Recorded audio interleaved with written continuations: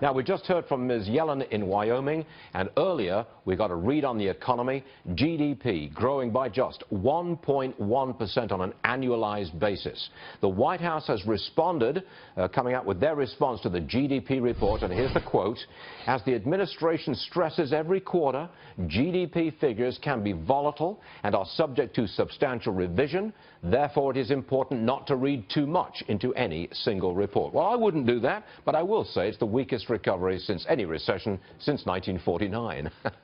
Look who's here. I bet he's got a smile on his face. Come on, you got to have a smile, right? No, serious. Former Obama economic advisor Austan Goolsbee. Austan, I want to talk about the Fed. And I want to draw your attention to what was the headline in the Wall Street Journal today. I'm sure you've seen it. For the benefit of our viewers, I'll tell you again. Years of Fed missteps fueled disillusion with the economy in Washington. The once revered central bank failed to foresee the crisis, fostering the rise of populism and distrust of institutions. That was John Hillenrath who wrote that in the Wall Street Journal. It seems to me that's a real pan of the Federal Reserve. What's your take on this? Well, it was definitely a pan of the Federal Reserve, and I know John, and he's a very good writer and an astute observer of the Fed. Now, everyone knows the Fed has been making mistakes in its forecast, mistakes in predicting, we're going to raise the rates, we're going to be able to raise the rates by the end of this year, by the end of next year, by the end of the year after that. I don't know if that's exactly why Trump's getting the support that he's getting, or that there's some disillusionment. I think there are a lot more things at work. Certainly the financial crisis and the bailout of the financial sector has something to do with it. But I think it raises a good point. Now, I saw a Federal Reserve governor this morning being interviewed, and she suggested that, okay, you've got 1% growth in the first half of the year. She thought we would rebound to a 3% growth rate by the end of the year. That sounded very optimistic to me.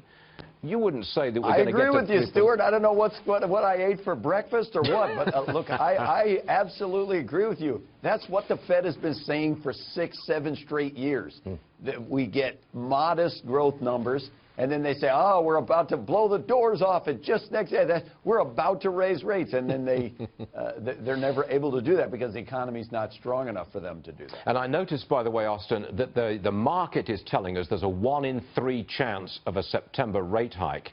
Investors seem to like that, and the Dow is now up another 81 points. So we went up 75, down to 0 when Yellen was speaking. Now we're up to a plus 80.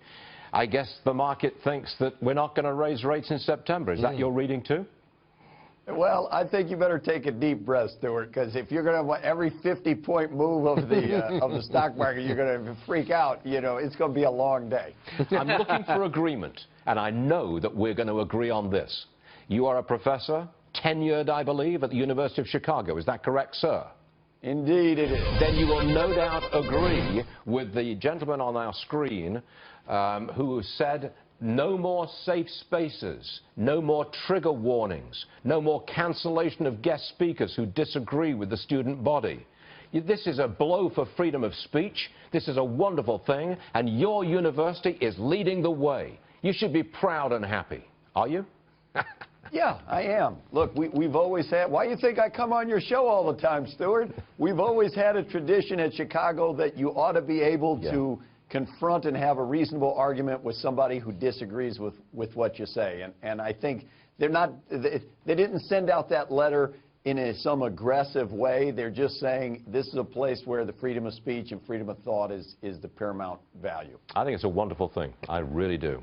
Austan Goolsbee, it's a wonderful thing when you appear on this program. The ratings go through the roof. It's just incredible.